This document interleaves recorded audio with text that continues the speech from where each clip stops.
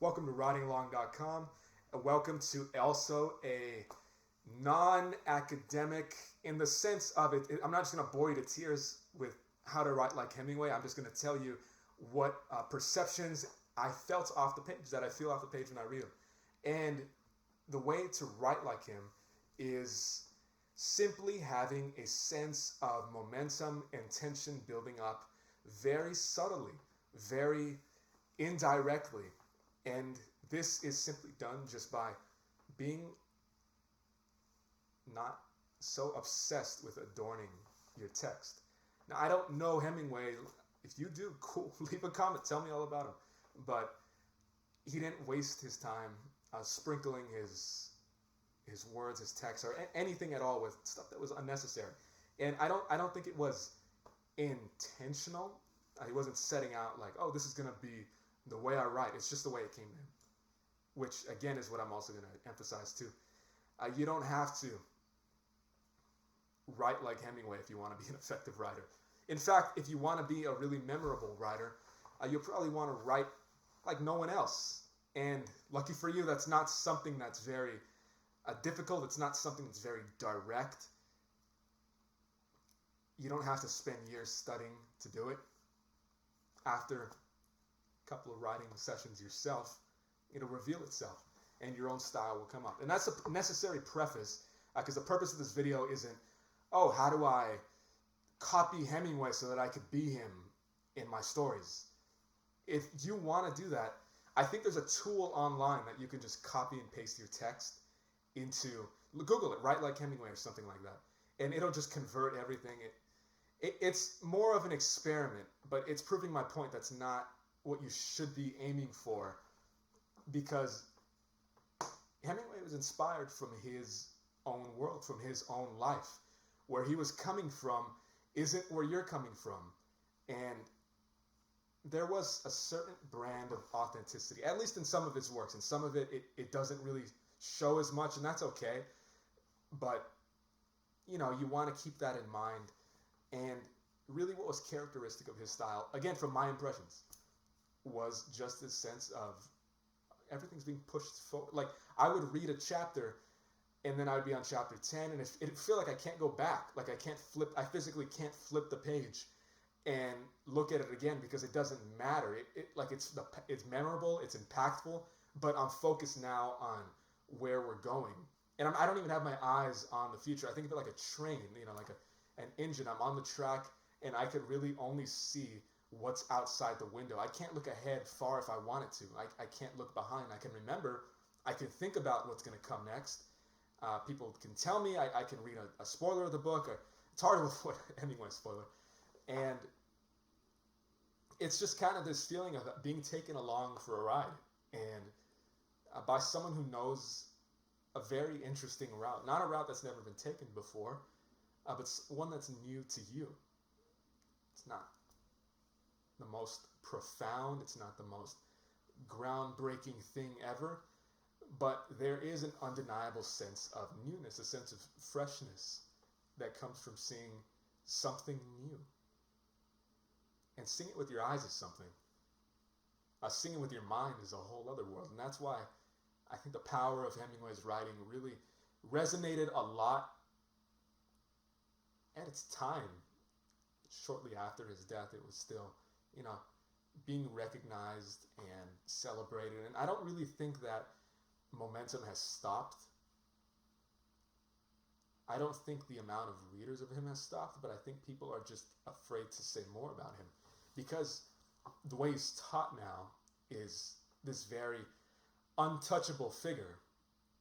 But I'm obsessed with reading everything I can about a writer. I don't do it as much, but years ago I did this with pretty much every writer I loved. I read every single letter they wrote to their friends, to their family, anything that was publicly available. Stuff I had to search for that I couldn't find on the internet, like publicly. I seek it out, and I would actually enjoy that more than reading their books sometimes. And through that, you can never get so close to the writer that you can never talk back to them in the flesh. But there's a certain element of connection you do build up with them, even though they're not around anymore. And if you're watching this, you might have that too. Even if you just read some of his novels or just read a few of his letters. If you haven't yet, I recommend you go read some. Or just his other the work that's not exceptionally popular. Just dive into it. Don't worry about the fact that it's not the top result when you search his name. It was his words, and in and of itself, it said quite a lot about him and what was on his mind. And I find Hemingway is in need of a new,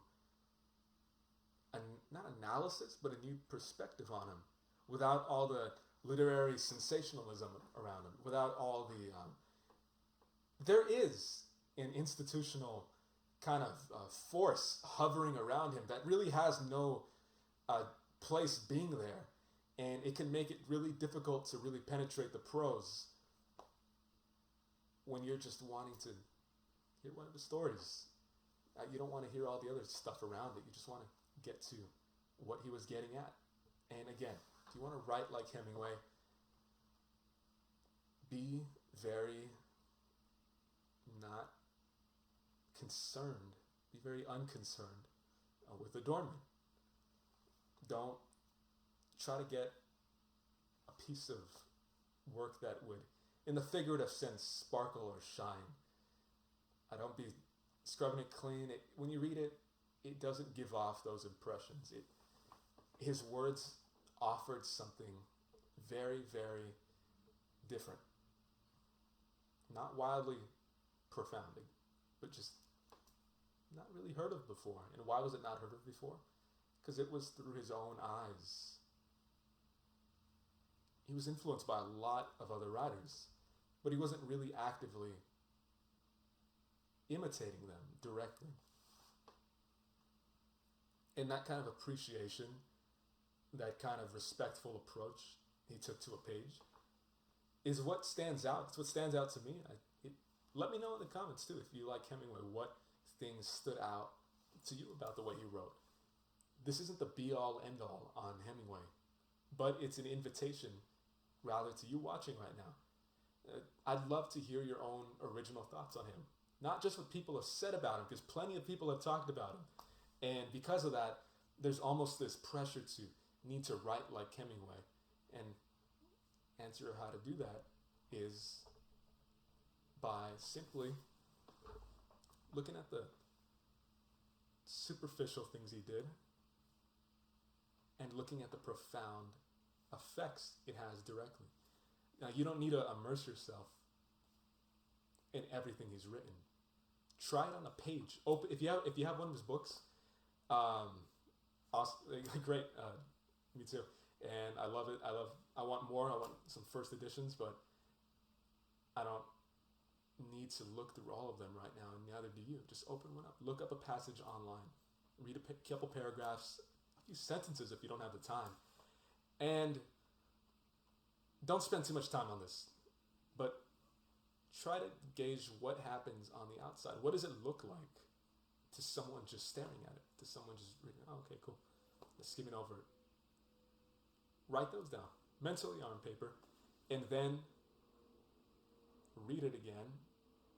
And this time, tune your mind in. You can really do that. Tune your mind into what effect it has on you. Quiet everything around you. If you got music on, turn it off. If you're in a really loud place, if you're great at finding that quiet place inside your head, even around loud places, all the power to you. But if not, find a quiet place and feel what the writing does to you.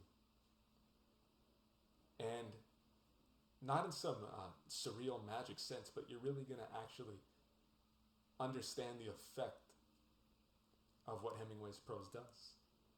And not just that, but how it links to what it looks like on the outside. And it's that dynamic, it's that undefinable aspect that suddenly becomes illuminated to you.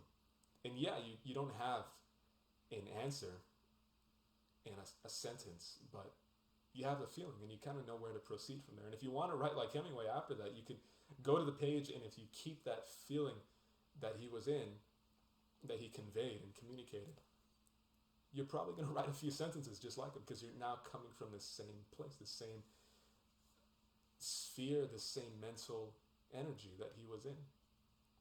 And It's not really sustainable, again, long term. Give the world something new, not just for the sake of it, but your own eyes. Look at the way you write, and look again. Do the same task. Look at how it looks like on the outside, and then really kind of engage yourself in what effect it has on you. And if you have others you can share your writing with, ask them. You don't got to show them your novel. Just show them a few paragraphs you write and say, how does this look? And then ask them after. They might think you're like maybe weird or crazy or something. If they do, then are they really worth being your friends? Or they might not, don't throw them off just like that. But understand it might seem strange on the outside. Ask them, how do you feel after you read this? Like what impact have you felt physically, mentally? Doesn't have to be a huge impact, but what's the result? What's the effect? And the response you hear back from there is going to tell you a lot about your own eyes. It's going to tell you a lot about your own place that you're in mentally. And it all comes from this incredibly unchartable, dynamic place. That's your brain, that's your mind. And that's very unique. You can't imitate it. So if you can tap into it, that's what Hemingway did. That's what a lot of other great writers did. If you can really just tap into that, you've got yourself a fine style that's ready to be developed. You've got yourself your own writing voice that's going to come through. This isn't a comprehensive video on finding your own writer's voice, but it's definitely a big part of the journey.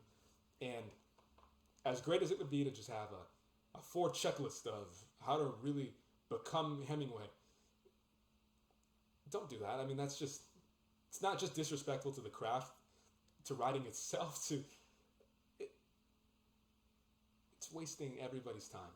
It's wasting your own time and probably preventing you from the unique writing style that is already waiting inside of you. You just got to recognize it. You just got to know what it looks like. And then you got to know when you accessed it. And from there, your words will flow naturally. But I think if you really want to know, just a couple clear things that are really expressive. Like my interpretation when I would read him, if I read him right now, and I looked at one of his books, on the outside it's very, it's not just simple, but it just has this progressive motion to it. Even from just a couple sentences. And the feeling I get is a certain kind of restlessness followed by a calmness. But that calmness is obsessed with a future restlessness that's right around the corner. And also through it, a sense of wonder. But not a naive kind, just a very straightforward, what's out there? I can't know it. I don't have all the answers, but I would like to know. And it's that kind of dynamic. That's my impression of it. You might have a completely different impression. It's such a wide thing. That's the thing. So it's a fun exercise to do, and it's going to illuminate a lot for yourself as a writer. I'm assuming if you're watching this, you are a writer. And if you're not, or if you are and you want to write a book, I made this guide just collecting a bunch of knowledge I've been lucky enough to get and just find along my own journey too. So check it out. Free copy, writingalong.com. And yeah, it's there for you. All right, I'll see you in the next episode. Thanks for stopping by.